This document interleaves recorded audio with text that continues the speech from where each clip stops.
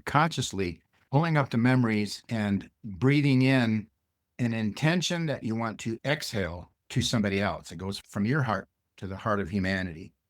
Send it out specifically to somebody. And basically what we're doing is bringing up memories from the cell membrane and feeling that vibration and that feeling again, which feels good. And HeartMath shows that other people across the country can feel it.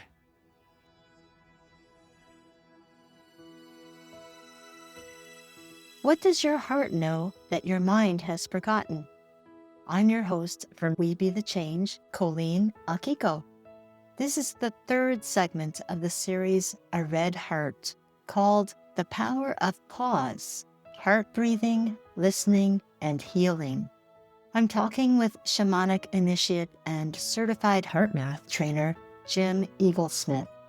We explore the scientifically proven use of heart breathing and how simple it can be to bring ourselves into a state of calm balance or coherence. Jimi exudes the glow of elder wisdom, sharing what he continues to learn on his healing journey after being struck by lightning 20 years ago. He brings us into the power of simply taking the pause, stepping back, using our third ear listening, which may be all that's needed to shift the outcomes we desire. I love what you said, feeding the field. This podcast called We Be the Change. This is how we be the change, isn't it? To feed the field from our own personal coherence, expand it beyond. I can't remember, but We Be the Change. The first thing that came up, and I can't remember the author, but the quote was, "Be the change you want to see in the world." That's Mahatma Gandhi. Is that Gandhi? Yes. Okay. Be the change you wish to see in the world.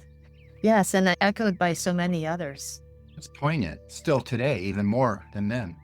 Yes, there's so much information flying around today in so many different ways that I feel like it's very easy to get head heavy, get very dense in the head. So many things to stay on top of, and they just whir by. And if I don't say stop, time out, stop the thoughts, and come to that place of stillness and be with my heart and experience the goodness that is there, the life, the peace, being in the stillness.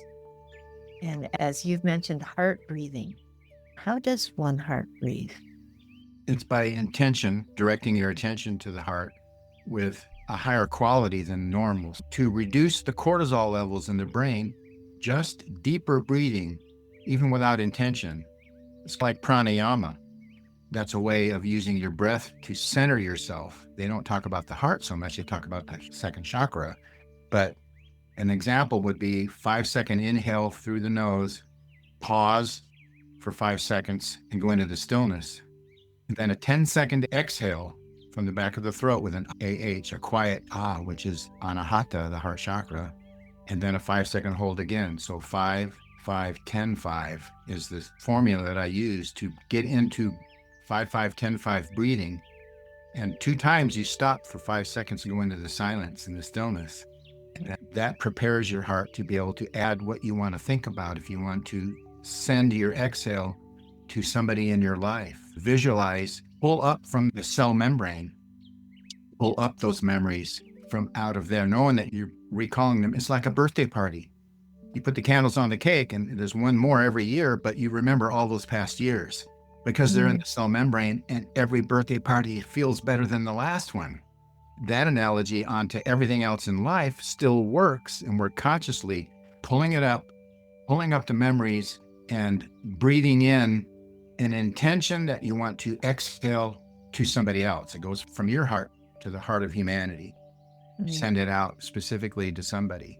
And basically what we're doing is bringing up memories from the cell membrane and feeling that vibration and that feeling again, which feels good. And HeartMath shows that other people across the country can feel it. Yes. They have these magnetometers on 5 continents that all communicate with one another. And as groups get together, the bigger the group, even if they're not physically present, if they're on television communicating mindfully, it has not only electromagnetic field experience, but it has a geomagnetic field experience. The earth, through the trees, especially the redwoods, the oldest, wisest ones, their roots go across the country and they communicate from California to New York.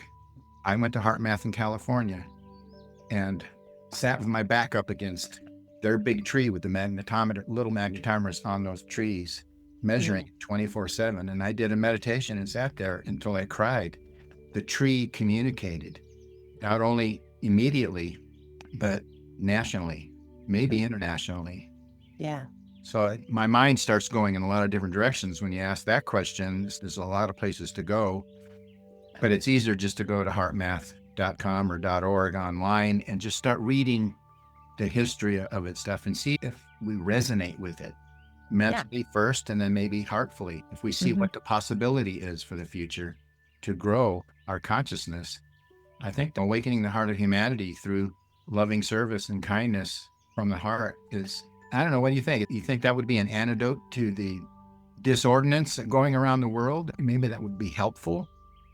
Definitely. I feel that whatever we feel called to do, however we feel called to serve, if we move towards that from an awakened heart, which may mean we need to sit at the base of a tree. I have had to do that many times because it doesn't come informationally in a way that is life-giving. The information may lead me to get still with an awareness of a particular tool or such, but it's the embodying of the knowledge so it can become living wisdom. That has made a difference with me. And like you, sometimes it does, for me, require getting very quiet and clearing the thoughts, just saying, okay, all you thoughts, you can hang out, but not right here. You stay on the side. You're on the sidelines. Yeah, experiencing the interconnection of a tree with all the other trees on Earth. That's something that doesn't compute with the head. But once a person has that experience of how everything is interconnected, then we know something that we can never unknow. It's like you said, it's in our cellular membranes. And I've never really thought of it so much like that, as much as it's just the way it is. We're all Can't unknow connected. it. And there's no way that I could be convinced that what's going on over there, I'm not connected to it. No, we're connected to all of it. And it is all in us, and we are in all of that. And we are the awareness of all of that in a timeless, changeless way. That way of knowing is not just intellectual or mental. Yes. It does require my whole being to come into coherence with that, which includes my heart. And I guess I focus on the heart because I myself, in my history, have closed my heart many times, sometimes for years. It's what I felt I needed to do to function and survive and to do the things that I needed to do at that time in my life. And yet, there's always a beautiful next step, no matter where we are, to open and to experience more fully who we are, which leads to the next step. And there's always grace going ahead of us and holding us. Amazing. Process. Yeah. So grace brought you, Grace. yeah, to learn in an experiential, holistic way, this heart math, which applies to everything. I don't know when it was, maybe 2 or 3, 4 years ago, I took a little heart math course in trauma resilience using heart math. Very practical, because we're all housing some trauma. Some of it's pretty intense. Some of it we may be aware of, and some of it, out of our self-preservation, we don't remember it, but it's there. And here we have this beautiful tool of heart math to help us, not only for our own personal experience, but perhaps the generational trauma that came with us. It's part of our package, pre-birth. And when we are communicating free from that trauma, when that trauma, that reactivity is not at the helm, we're able to communicate wholeheartedly. Good one. Much more better. Yeah. Yeah. However we respond to our particular calling, we bring more of ourself into that service, into serving in that way. Yeah. Yeah. I was asked by a friend that I was sharing heart math with that was a lifelong meditator, transcendental meditation. And she said, I don't need heart math. I meditate. And I brought up an old quote that I learned when I was at heart math. It was at least 10 years ago. They did science on heart math and meditation. They did control groups.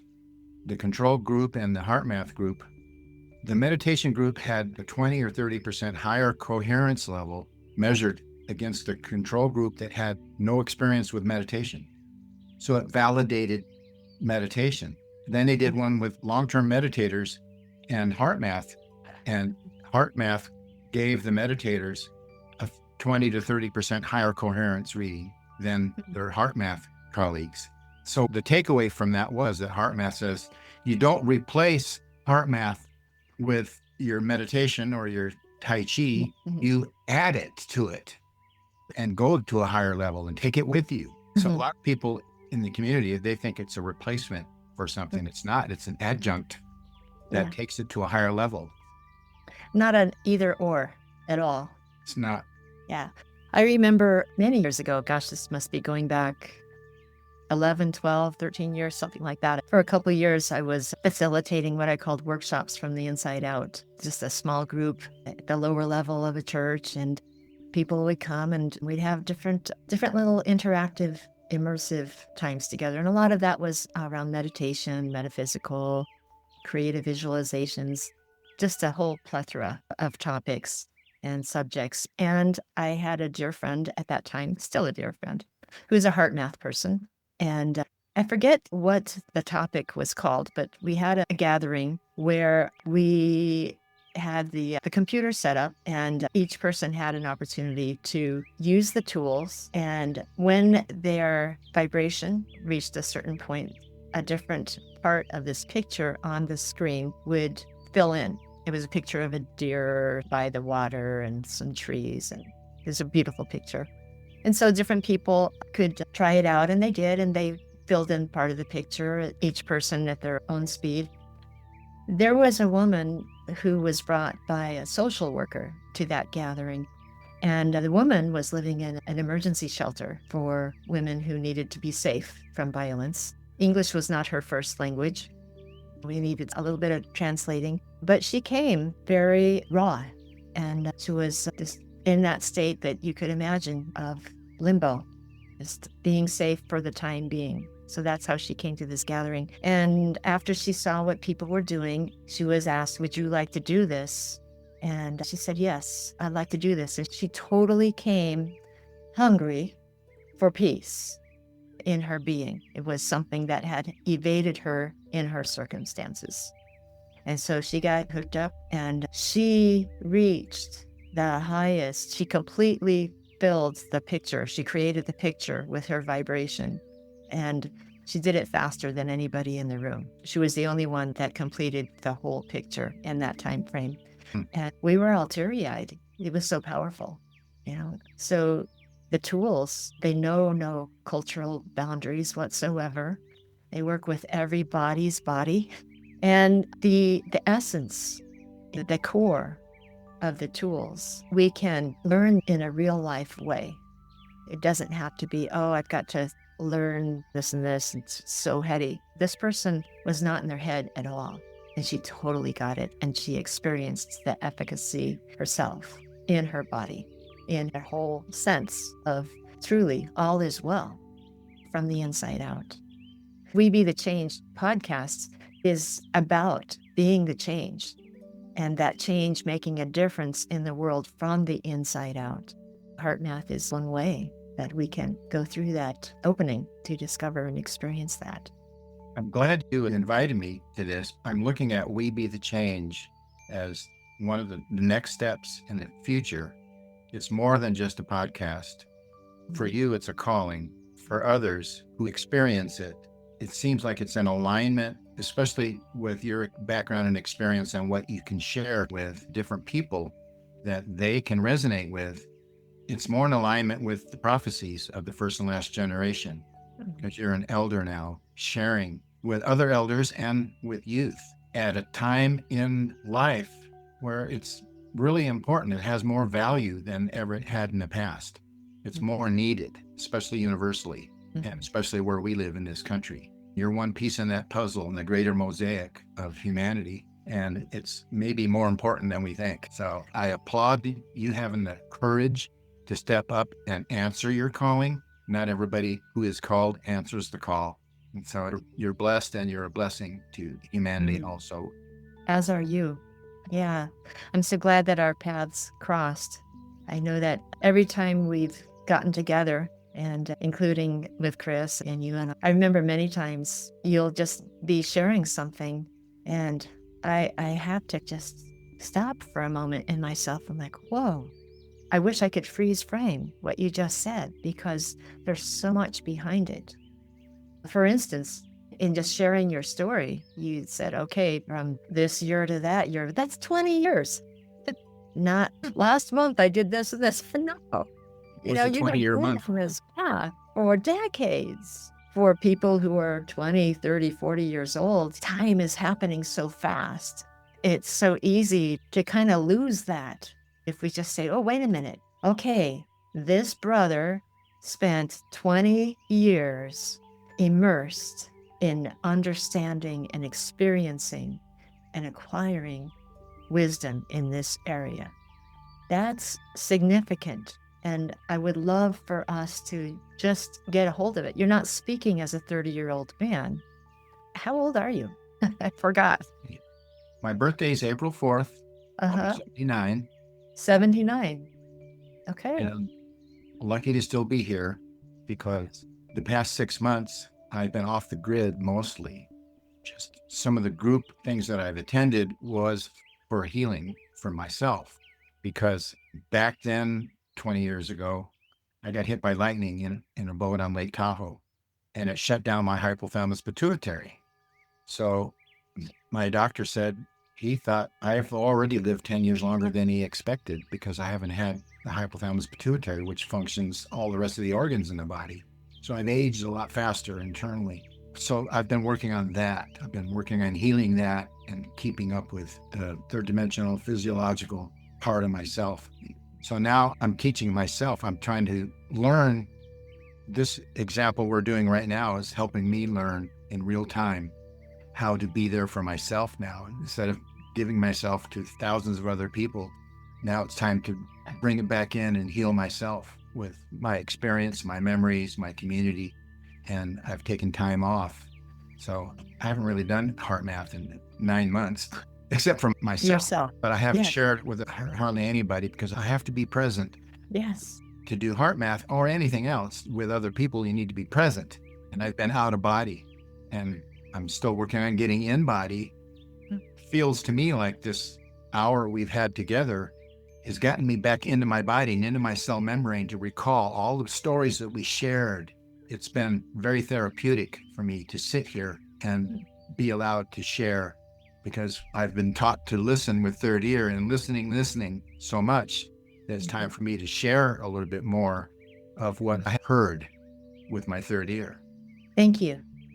Yeah, I felt prompted about a week ago to offer a category on the We Be the Change blog, which is also in the Songrise.live website, to have a category for elder wisdom, which came to be called the Elder's Hearth, with the idea that we can all just sit around the fireplace and take in the glow and experience that glow together. You are glowing with remembering all the beautiful connections that you've experienced over the last 79 years. And your healing is our healing, and our energy is your energy. And so we help each other to fulfill our time here in these bodies. I feel very honored and blessed that you, amidst the physical challenges that you've had over these past months, and I know that they have been very restrictive for you, that you made time to show up here on this Zoom recorded call together. And it's really wonderful that you are here with us wholeheartedly, with a very loving red heart, just glowing with, how can I serve? How can I help?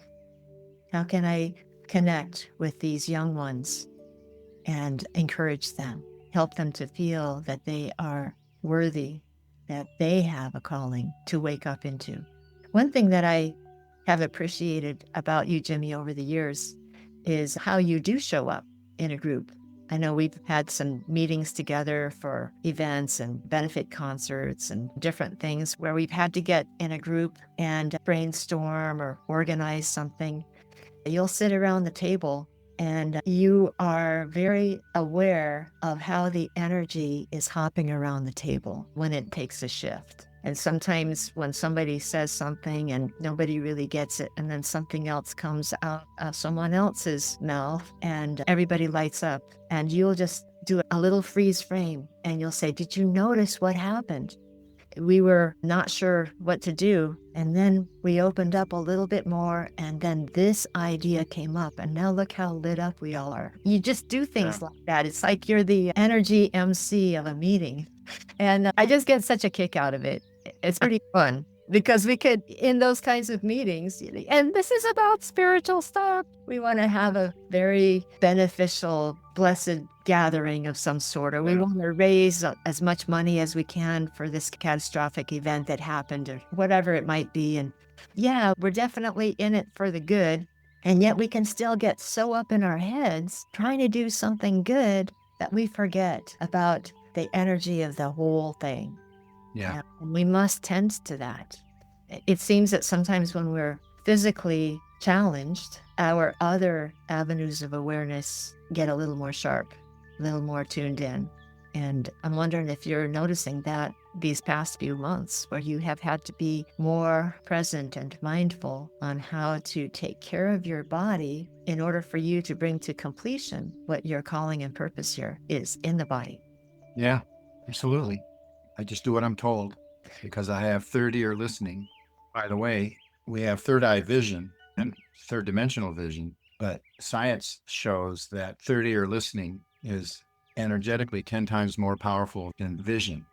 The spectrum of our vision only goes out so far, but the listening spectrum goes out dimensionally higher and lower, much broader, and it doesn't get as much credit as the vision.